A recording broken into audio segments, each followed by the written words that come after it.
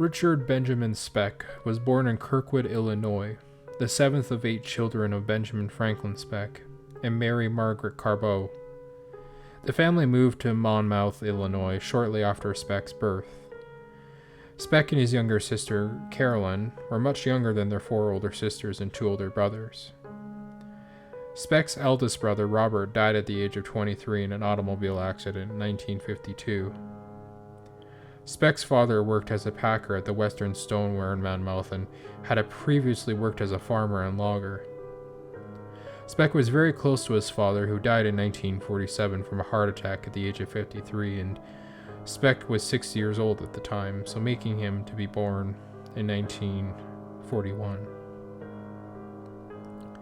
A few years later, Speck's religious teetotaler mother fell in love with a traveling insurance salesman from Texas, Carl August Rudolph Lindbergh, whom she met on a train trip to Chicago. The hard-drinking Lindbergh was a 25-year criminal record that started with forgery and included several arrests for drunk driving. It was the opposite of Speck's sober, hard-working father, and Speck's mother married Lindbergh on May 10, 1950 in Palo Pinto, Texas. Speck and his younger sister Carolyn stayed with their married sister Sarah Thornton in Monmouth for a few months so Speck could finish 2nd grade before joining their mother in Lindbergh in rural Santo, Texas, 40 miles or 64 kilometers west of Fort Worth, Texas, where Speck attended the 3rd grade. After a year in Santo, Speck moved with his mother, stepfather, and sister Carolyn to East Dallas section of Dallas. Living at tenant addresses in poor neighborhoods over the next dozen years, Speck loathed his often drunk and frequently abused stepfather, who psychologically abused him with insults and threats. Speck, a poor student who needed glasses for reading but refused to wear them, struggled through Dallas public schools from 4th through 8th grade, repeating the 8th grade at J.L. Long Junior High School, in part because he refused to speak in class because of lifelong fear of people staring at him. In autumn 1957, Speck started 9th grade at the Crozier Technical High School, but failed every subject and did not return from the 2nd semester in January 1958, dropping out just after his 16th birthday. Speck started drinking alcohol at the age of 12, and by the age of 15, he was getting drunk almost every day. His first arrest was in 1955 at the age of 13 for trespassing, and was followed by dozens of other arrests for misdemeanors over the next 8 years. Speck worked as a laborer for the 7-Up bottling company in Dallas for almost 3 years, from 1960 to 1963. In October 1961, Speck met 15-year-old Shirley Annette Malone at the Texas State Fair. She became pregnant after 3 weeks of dating him. Shirley married Speck on January 9, 1962, and initially moved in with him, his mother, sister, Carolyn, and Carolyn's husband. Speck's mother and stepfather had separated, and his stepfather had moved to California. Speck stopped using the same name as Richard Benjamin Lindbergh when he got married and began using the name Richard Benjamin Speck when their daughter Robbie Lynn Speck was born on July 5, 1962. Malone did not know that Speck was serving a 22 jail sentence for disturbing the peace in McKinney, Texas after a drunken melee. After many, many other stays and misdemeanors in prison throughout Texas, 1 week after his parole on January 9, 1965, Speck was wielding a 17-inch carving knife when he attacked a woman in a parking lot of her apartment. He fled when the woman screamed, and the police arrived within minutes and apprehended Speck a few blocks away. Speck was convicted of aggravated assault, given a 16-month sentence to run concurrently with a parole violation, and returned to prison in Huntsville, but due to an error, he was released just 6 months later after completion of his parole violation.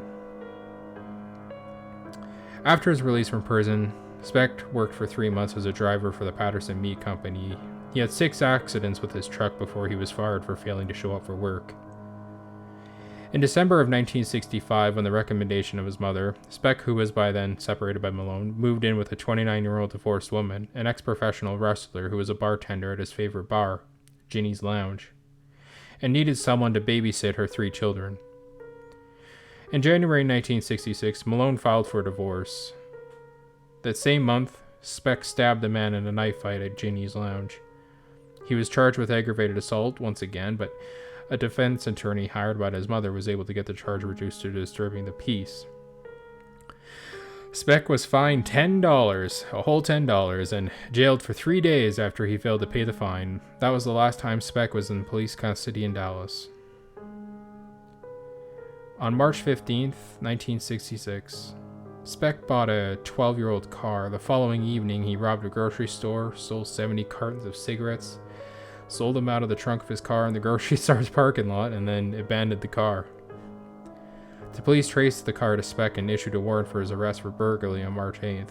On his arrest, his 42nd in Dallas, would mean another prison term, so on March 9th, 1966, Speck's sister Carolyn drove him to the Dallas bus depot, where he took a bus to Chicago, Illinois. After many other mishaps in his life, he decided to take out his anger on 8 nurses in Chicago. Over the course of 4 hours one night in July 1966, pockmarked drifter Richard Speck, high on heroin, armed with a knife and dressed all in black, tied up and murdered 8 Chicago nursing students one by one in their Southside townhouse. In 1978, during the only interview he ever granted to the press, Speck claimed he only wanted to burglarize the place but became enraged after a defiant nurse spit in his face.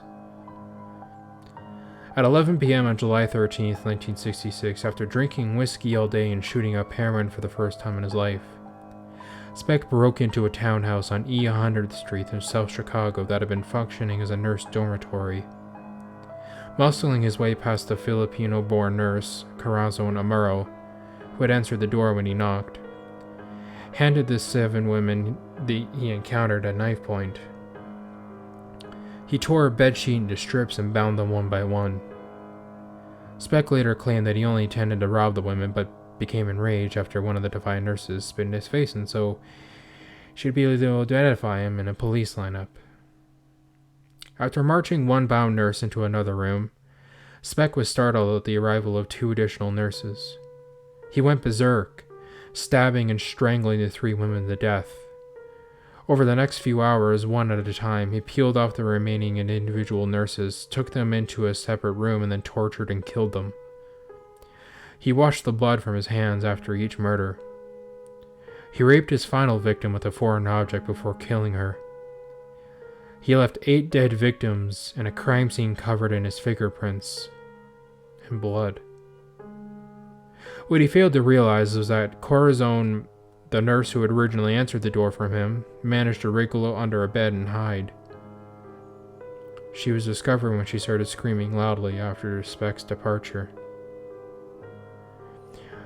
She was under the bed for most of the night and listened to all of her roommates being raped, tortured, and murdered. She had to listen to their screams, and she couldn't do anything about it. Having nearly no money and terrified to leave the town on public transportation where police would be on high alert looking for crater-faced culprit of this sensational bloodbath, Speck spent the next few days drinking heavily, consorting with the $3 prostitutes. The night after the mass murder, he jokingly pretended to slit a bartender's throat. On July 16th, after news hit the papers that Corazon had positively identified Speck to police, he attempted suicide at his Chicago rooming house. Speck was rushed to the hospital where a doctor called police after identifying him for his "Born to Raise Hell" tattoo. In 1967, Speck was tried and convicted of all 8 murders. Not only was the fingerprint evidence conclusive, he was sunk by dramatic testimony of Amaro. When the prosecutor asked her if she could identify the killer, she got up from a witness seat, walked right in front of Speck, and nearly touching him said, "This is the man." Speck, who claimed to hate attention reporters, only granted one interview in 1978. He did the interview with the Chicago Tribune columnist Bob Greene, and marked the first time he publicly confessed to the crimes.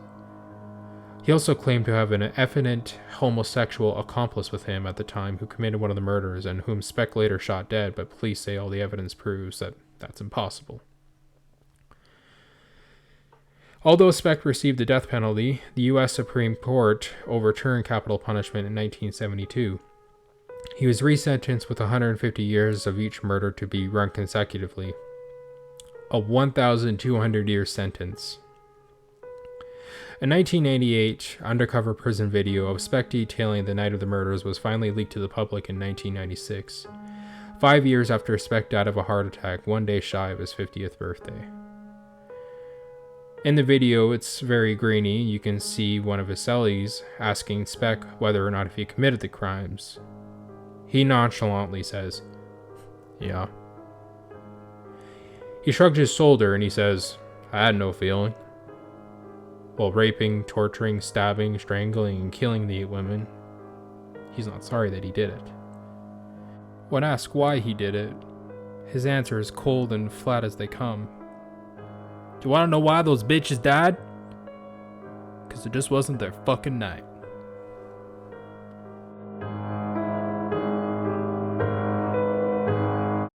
Hello everybody, so it's been a while. That's why I'm doing a double upload today. Villisca Axe Murder House and the Birdman Richard Speck. So I did a little bit of voice acting in this one. It's nothing crazy obviously, but so that wasn't the exact quote he said. The exact quote that he said when he was being interviewed, he said it just wasn't their night. But in the TV show Mindhunters, I believe that's the quote he said, if I remember correctly. He's like, "Do you want to know why those bitches died? It just wasn't the fucking night."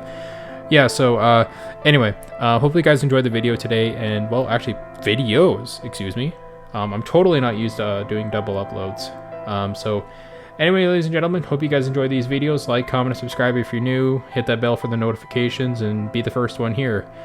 So somebody requested that I do werewolf stories, and well, hey, I'll do some werewolf stories tomorrow before the weekend hits. That way you guys have something to watch for the weekend, okay? Ladies and gentlemen, let's be kind. Let's be together, shall we? So anyways, ladies and gentlemen, without further ado, welcome to the Mellow family if you're new, and most importantly, ladies and gentlemen, stay mellow.